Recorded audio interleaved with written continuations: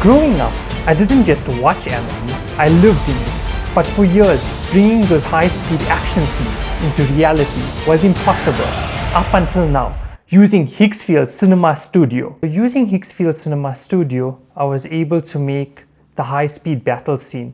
If we come over to Higgsfield Cinema Studio, they have some major updates. Coming over to the major updates, if we go to the image section, we'll be able to see that in the camera lens section, they have more features available.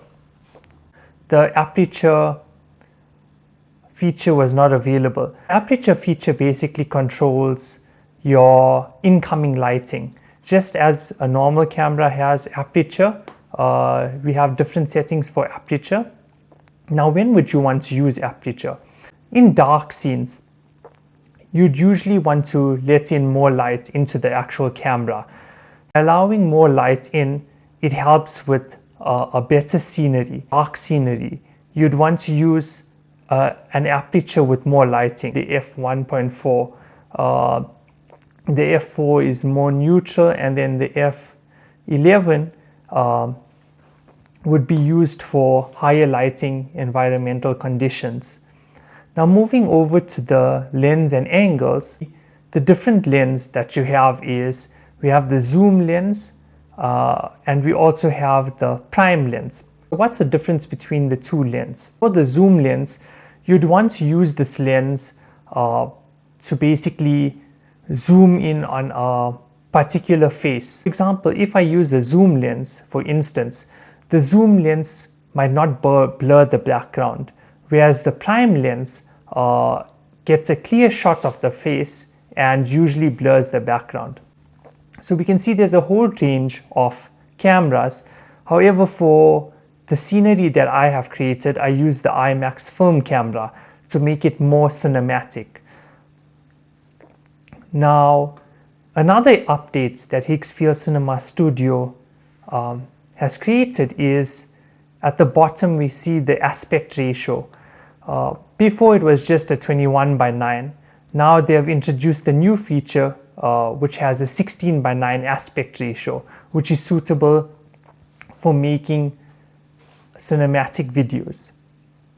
Coming over to how I produced the high-speed battle scene movie clip, the first step is to create our images.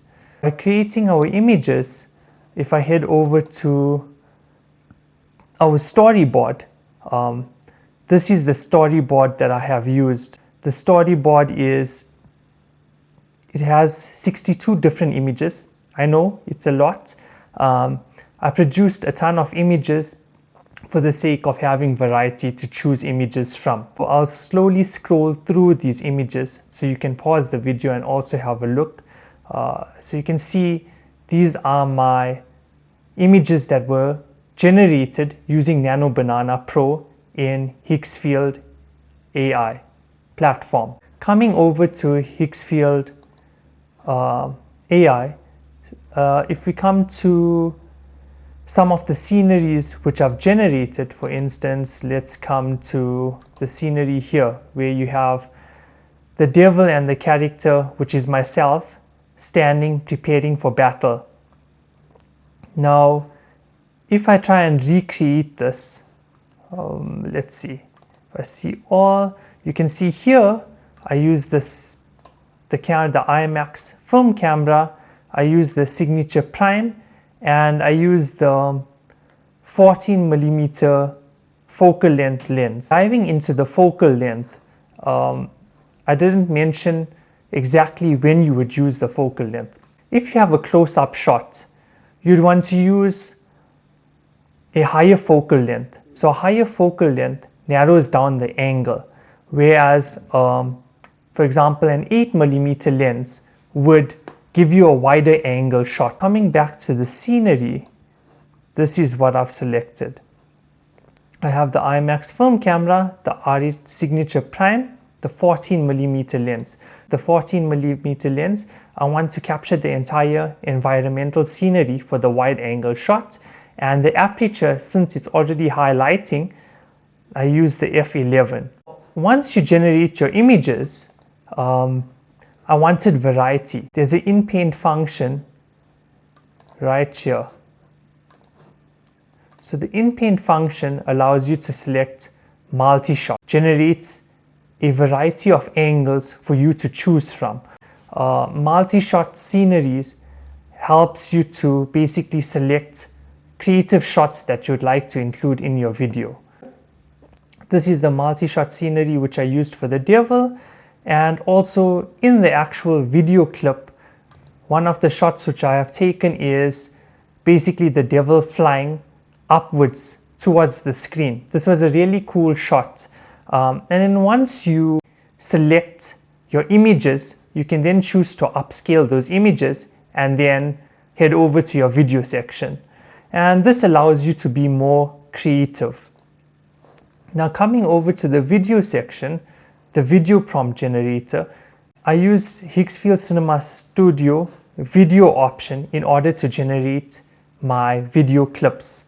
This video clip here, for example, and I select recreate, we can see that these are my settings. Here's my start frame image, which I've used from my storyboard, and my end frame image. Once you enter your prompt, click on the generate button and it will generate your scenery for you. Usually what I like to do is I like to increase the batch size to maybe 3 or 4.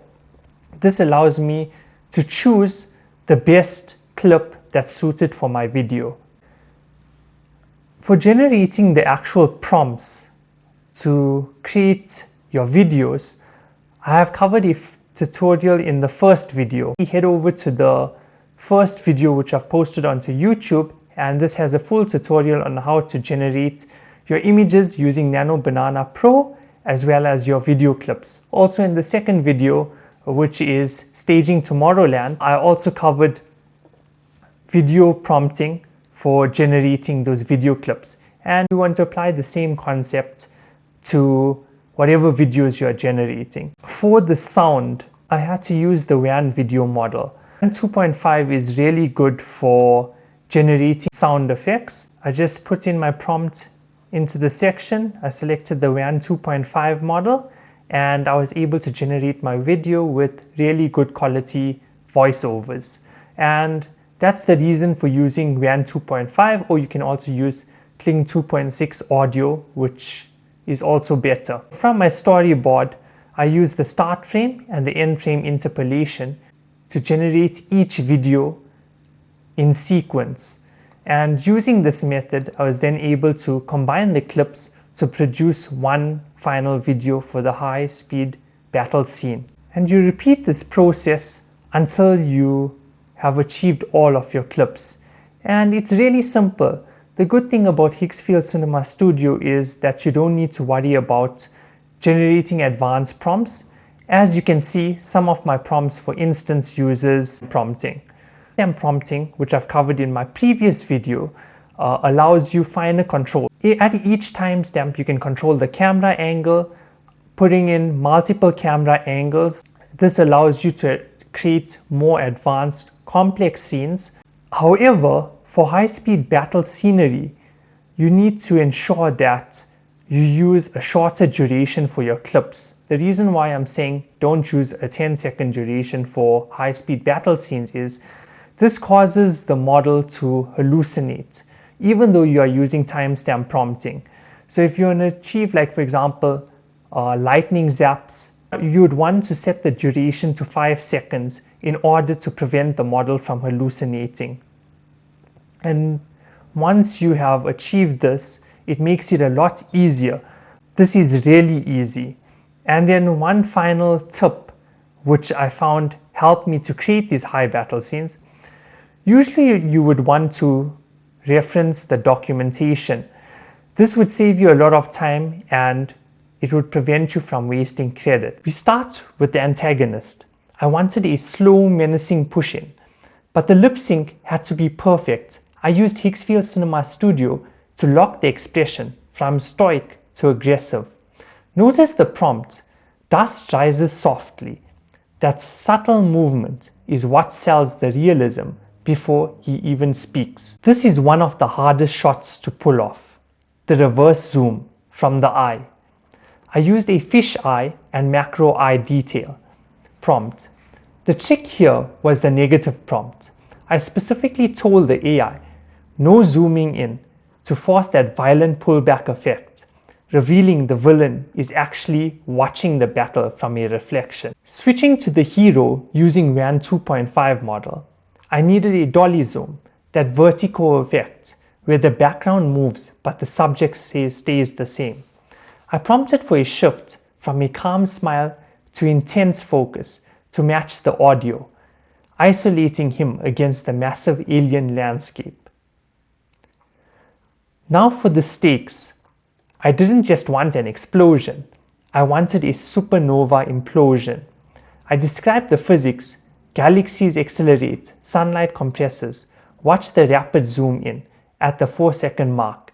The AI timed the camera shake perfectly with the detonation trigger in the prompt. Back to the villain. Here I focused on fluid simulation. I prompted for magical flames rippling fluidly across his body. The key here was the camera shake, prompt during the final spoken word, simulating the sheer bass and impact of his voice. Contrast is key. While the villain is chaotic, the hero is completely motionless. I used a slow pullback to emphasize his isolation. The prompt radiates cold authority, actually helped the AI keep his posture stiff while the wind moved the sash, creating a really tense atmosphere. Time for the transformation. I broke this into 3 stages in the prompt: ignition, eruption, and ascension. I specifically asked for the heart haze distortion before the explosion. This creates that anime-style build-up before the massive shockwave clears the screen. For the villain, I wanted violence. The prompt specifies groundbreaking liftoff. Unlike the hero's smooth flight, I told Higgsfield to make the ground crack and glow orange. The camera shake and tilt prompt here is crucial. It makes the viewer feel concussive force of the launch. Here's another look at the macro eye shot. I want to highlight the scale shift prompt. By telling the AI to warp the edges spherically, we turned a standard portrait into a surreal transition that acts as a bridge between the micro world and the macro battle. Aerial cinematography is usually tricky, but here I used a fast orbit counterclockwise prompt. I needed the background to blur into a streak to sell the speed, while the top-down bird's eye stabilizer at the end gives us that god-tier hovering perspective. This is where we break the sound barrier. The prompt is ultrasound speed.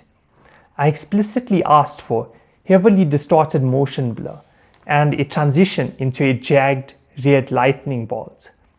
If you don't prompt for the blur, the AI tries to keep it sharp and it looks fake. The blur is what makes it feel fast. The hero takes a hit. To sell the speed of flying backward, I used a technique called reverse tunnel vision. I told the AI to make the clouds rush forward from the horizon. This visually tricks your brain into feeling the backward velocity of the character. He recovers instantly. This isn't a fade, it's a quantum displacement. The prompt asked for a violent and instant swap from body to lightning. This ensures we don't get a slow morph, but a sharp, high-energy teleportation effect. This is my favorite clip. I prompted for a technical boxing slip. I didn't want a magical dodge, I wanted head movement. The bullet time prompt at 4 seconds slows the action down just enough so that you can see the lightning bolt miss his ear by inches. After the slip, the gravity assist. The prompt surrenders to gravity, tells the AI to cut the tension in the body and let him fall backward. The camera lock then drop mimics a cameraman frantically trying to keep the subject in frame. Ground combat. I specified photorealistic skin texture here because we are close up. The prompt no spinning was important. I wanted a direct linear kick from a handstand to keep the martial arts grounded in reality before the magic starts again. This is the supersonic inverted launch. The prompt was strict, remains locked in upside down pose. Often AI tries to write the character up, but keeping him inverted while breaking the sound barrier makes the physics look insane. We are chasing him down. I used a camera chasing forward prompt with tunnel vision receding. This creates that classic enemy speed line effect, but with photorealistic clouds, while he fires that blast backward at Mach 10. The crash zoom is a staple of enemy. I started with a wide shot to show the distance struggle, then triggered a fast dolly in. The prompt radial blur ensures that as we zoom, the edges warp, focusing all the intensity on the hero's screaming face. Elemental clash. I used a dynamic crash zoom again, but focused on atmospheric turbulence. The prompt steam and blue light creates a chaotic layer of particles that adds depth to the 2D video, making the magic feel volumetric. I needed to show the physical force. The prompt details dust kicks up from his heels and legs swing loose. These small physics details prevents the character from looking like they are just PNGs dragging across a screen. They feel weighted. The landing. This is a supersonic forward flight into a slide. The prompt momentum carries him sliding forward, allows the animation to bleed off the speed naturally, kicking up rocks and dust to sell the friction of the stop. The camera move is complex, a dynamic pullback combined with a counterclockwise spin. I timed the backflip dodge to happen exactly as the devil thrusts his fire fist. It creates a perfect 3D interplay between the foreground and background. This is also one of my favorite scenes. Pure speed. I call this the pinball effect. The prompt Z-shaped pattern directs the AI to bounce the lightning bolts around the corners of the frame. The erratic whoop pan camera adds to the chaos. It looks like the cameraman can barely keep up. This is the coolest scene that I've come across so far. We are diving inside the explosion. The prompt, seamless wipe, allows us to pass through the surface of the fire. The transition from the blinding white light to the clear interior of the fireball was achieved by prompting a threshold pass through. A massive scale shift. We go from micro to macro. The extreme zoom out prompt reveals that the previous clip was actually taking place inside a marble-sized orb. The fish-eye distortion on the edge helps sell the illusion that he is trapped inside glass. I used a jump cut snap zoom prompt here. Instead of flying up, I wanted instant teleportation.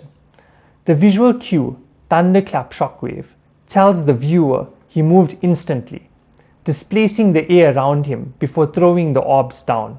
To make the projectile dodge feel intense, I used a camera barrel roll. By spinning the horizon 360 degrees, the straight flight path of the devil looks curved and chaotic relative to the frame. It's a great way to make a straight line look dynamic. The finale, I used an overexposure prompt to blow out the screen to pure white. This acts as a palette cleanser, transitioning from the chaos of battle to the serenity of the sunset. The smooth dolly back leaves us with a triumphant, calm hero. This is the last universe to destroy.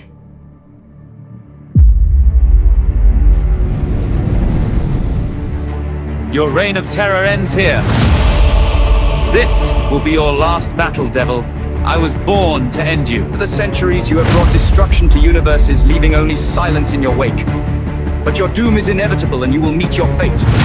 This is one battle you won't win. Your time has run out, mortal. Now you will die.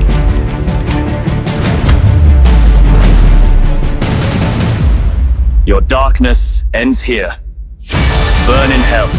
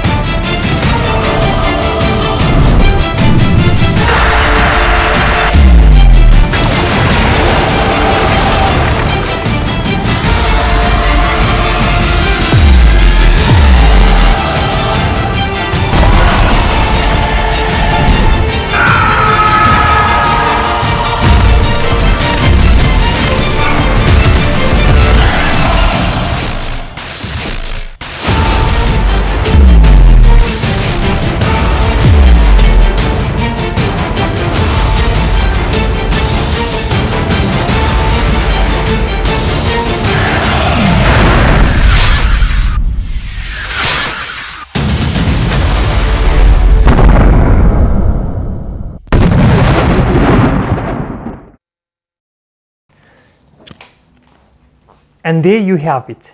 Higgsfield Cinema Studio is really cool for creating high action battle scenes. If you liked this video and you enjoyed it, please like and subscribe for more creative content and hit that post notification button to receive updates. Catch you later.